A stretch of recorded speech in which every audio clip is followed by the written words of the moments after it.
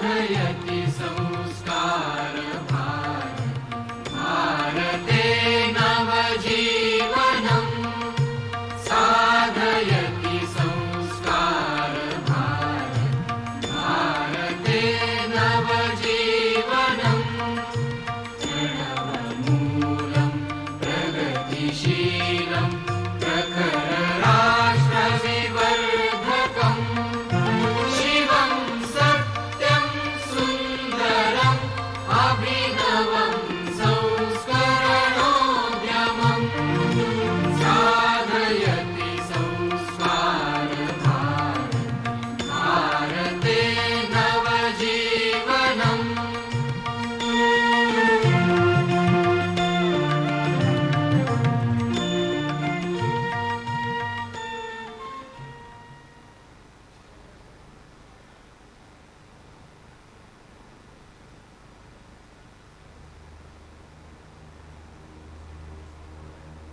శ్రీయుతమై ధర్మాధిష్ఠితమైన పవిత్ర రాజ్యస్థాపన కోసం పరాక్రమించిన యోధుడు, పరమ దుర్మార్గులైన పరాయి పాలకుల పీచమడగించి 300 కోటలను స్వాధీనం చేసుకున్న మహావీరుడు, అపజయమెరుగని అప్రతిహత రాజనీతిజ్ఞుడు, యోగ్యమైన పరిపాలనాదక్షుడు, విశుద్ధ శీలవర్తనుడు.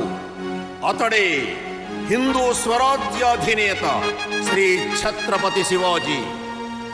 ఆ పేరు పలుకగానే ప్రతి భారతీయుని శరీరం రోమాంచితమవుతుంది. ఆ పేరు వింటే శత్రువుల గుండెలు గుహెల్లుమంటాయి. ఈ హిందూ దేశాన్ని ఆక్రమించుకొని సుమారు 400 సంవత్సరాలు బలవంతపు మత మార్పిడులతో హిందూ ప్రజల మాన ప్రాణాలను హరించి అణగదొక్కిన పరాయి పాలకులను తరిమికొట్టి హిందూ స్వరాజ్యాన్ని స్థాపించిన మరాఠా యోధుడు శ్రీ ఛత్రపతి శివాజీ మహారాజు పట్టాభిషేకం జరిగి ఇప్పటికి 350 సంవత్సరాలు అయిన సందర్భంగా ఆ మహావీరుని గాథను నేటి యువతరానికి అందించి జాతిని జాగృతం చేయడానికి సంస్కార భారతి ఆంధ్రప్రదేశ్ సారథ్యంలో డాక్టర్ రామన్ ఫౌండేషన్ వారి శ్రీ సాయిబాబా నాట్య మండలి చేస్తున్న ఈ చిన్న ప్రయత్నాన్ని వీక్షించండి.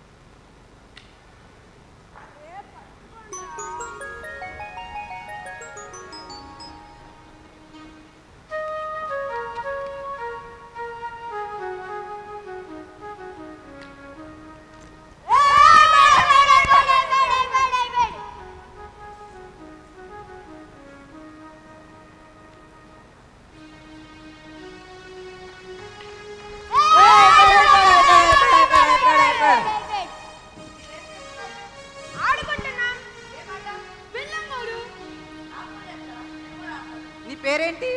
శివాజీ భోన్స్లే. నువ్వెవరబ్బాయివి? సుబేదార్ సహాజీ భోన్స్లే గారు అబ్బాయి. వద్దు బాబు, మీరు మాతో ఆడకూడదు. మేము మావలీలం, మీరు సుబేదార్ గారు అబ్బాయి. అయితేనే ఎందుకు ఆడకూడదు? మేము వచ్చి మీతో అన్నా మమ్మల్ని కొడతారు, మీరు వచ్చి మాతో అన్నా మమ్మల్ని కొడతారు. ఏం కొట్టు రండి, నేను చెప్తాను. నిజంగా? నిజంగా.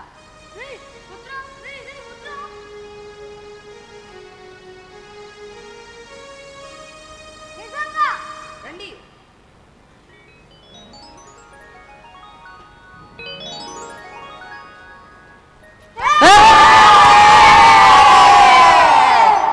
మగండి ఆడుకుందాం. ముందు ఇలా కూర్చుని ఈ కర్రతో ఈ పిల్లని ముందుకు కొట్టాలి. కొట్టేటప్పుడు వాళ్ళకి దొరకకూడదు. దొరికితే నువ్వు అయిపోయినట్టు. సరేనా? సరే.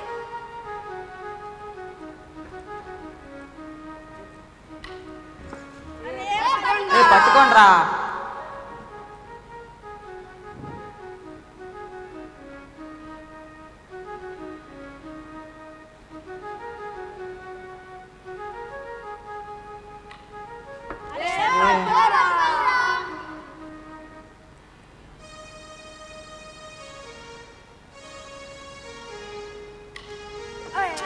పట్టుకోండిరా.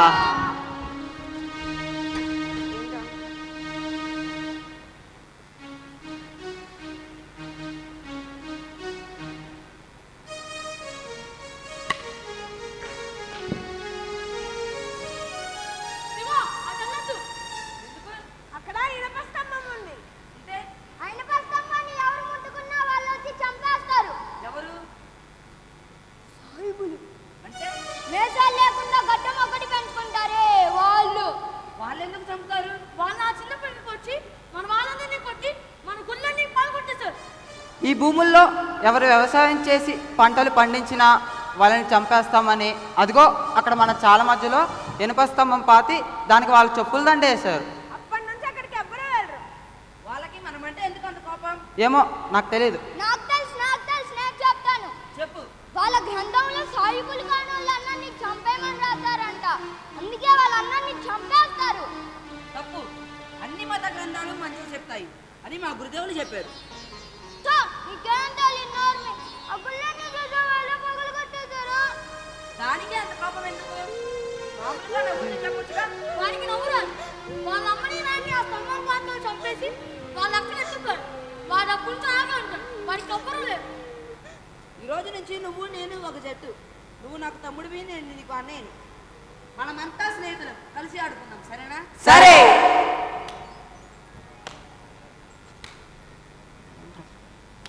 శివ, పదండ్రా. ఏం చేస్తున్నావు ఇక్కడ?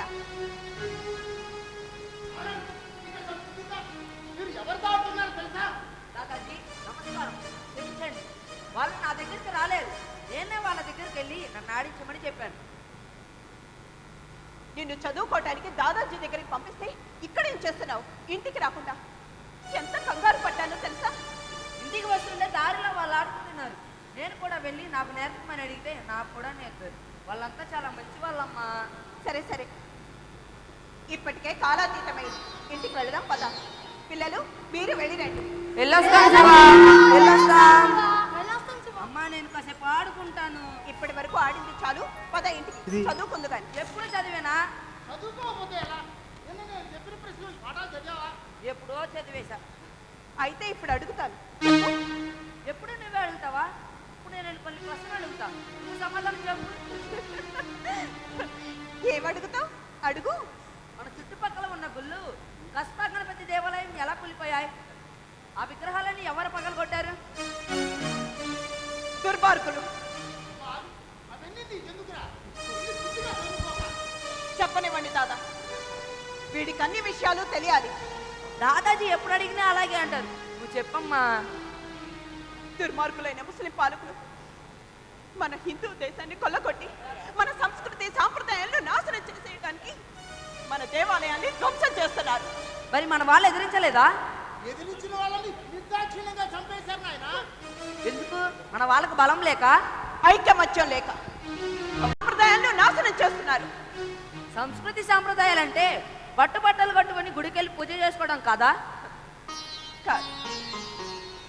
సంప్రదాయం అంటే బాధ్యత, సంప్రదాయం అంటే మర్యాద, సంప్రదాయం అంటే గౌరవం, ఓర్పు, సహనం, దాతృత్వం, కళలు, క్రీడలు, సహాయం, సహకారం, మానసిక దృఢత్వం, దైవభక్తి, దేశభక్తి, ఇవన్నీ కలగలిసినవే మన సంస్కృతి. వాటన్నింటినీ ఆచరించినవే మన సాంప్రదాయం. కానీ కానీ ఈ ముస్లిం పాలకులు వాటన్నింటినీ ధ్వంసం చేస్తున్నారు. దానిని ఆపాలంటే ఏం చేయాలి? స్వరాజ్యాన్ని స్థాపించాలి. అంటే అంటే మనల్ని మనమే పరిపాలించుకోవాలి. అధర్మాన్ని భూస్థాపితం చేసి ధర్మాన్ని నిలబెట్టుకోవాలి. ఏది ధర్మం, ఏది అధర్మం?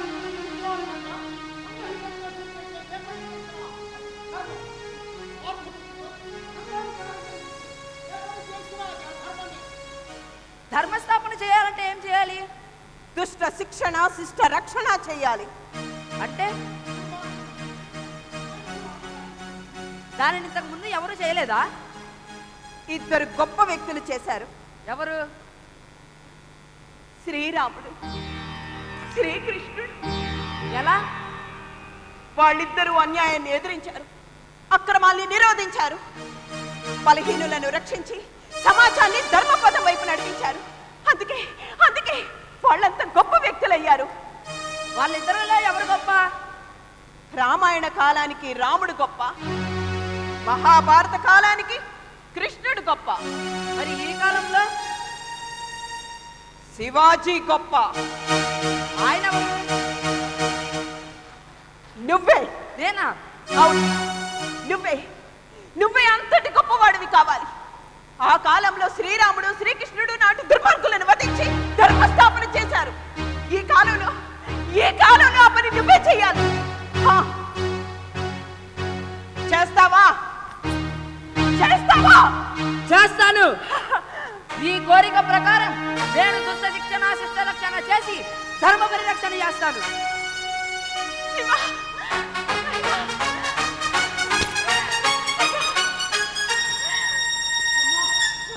ఎంత గొప్ప వాక్యాలు చెప్పావు తల్లి. ఈ దేశంలో ఈనాడు నా ప్రతిదాన్ని పిల్లలకు హితోపదేశం చేస్తే ప్రతి ఇంట్లో ఒక రాముడు ఒక కృష్ణుడు ఉదయిస్తారు. చేతులెత్తి మీరు పెద్దలు నమస్కరిస్తే పిల్లలకు ఆయుక్షేణం అంటారు. నేను బ్రతకాలి. ఈ దుర్మార్గపు పాలన అంతమొందించి మన హిందూ స్వరాజ్య స్థాపన జరిగేంత వరకు నేను బ్రతకాలి దాదాజీ, నేను బ్రతకాలని నాకు ఆయుష్ ఇవ్వండి. నన్ను ఆశీర్వదించండి దాదాజీ. దీర్ఘాయుష్యమస్తు. కళలు గొప్ప కళలు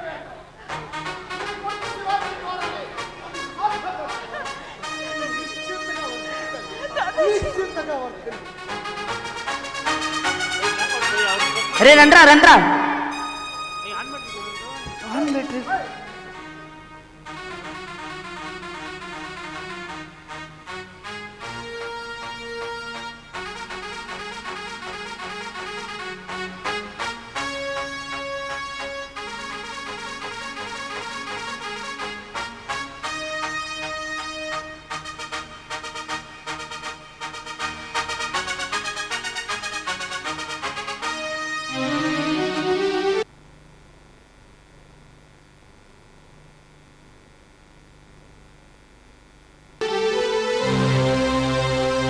ధర్మమును కాపాడ శివుడు ధరణిపై పుట్టెనా శివుడు.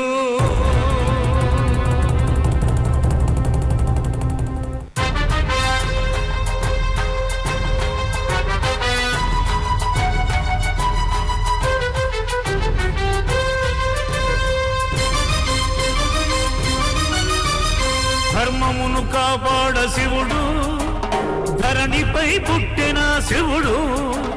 దుష్ట శిక్షణ చేయనతడు దూసెర ఖడ్గము శివుడు. తల్లి జిజియాబాయి తపమును ఫలించి బయలుదేరును బాల శివుడు. బాలుడాతడు కాడు భవుడు.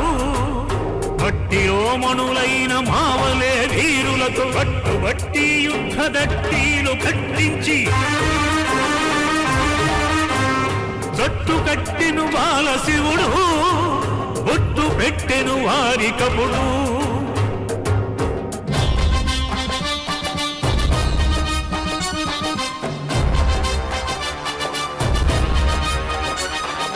పుష్కరులైన తురుష్కులు పాతిన ఇరుపస్తంభము విరుగంగొట్టి చెప్పుల దండను చొప్పున తీసి నిప్పుల వైచి ఒప్పరకించి భగభగా మండించినప్పుడు తాను భగ్గు భగ్గున మండె శివుడు. గురుడైన దాదాజీ కొండు దేవుని ఆన బంగారు నాగలిని బాగుగా చేయించి వీడు భూమిని గొన్న శివుడు. తాను బలరాముడై తోచెనప్పుడు ధర్మమును కాపాడ శివుడు. ధరణిపై పుట్టిన శివుడు.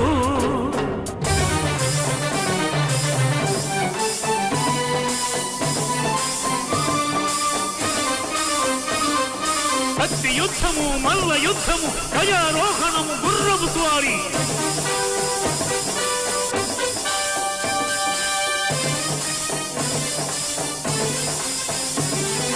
కోటలు ఎక్కుట ఈటలు విసరుట సాము గరుడీలు సాధన చేయుట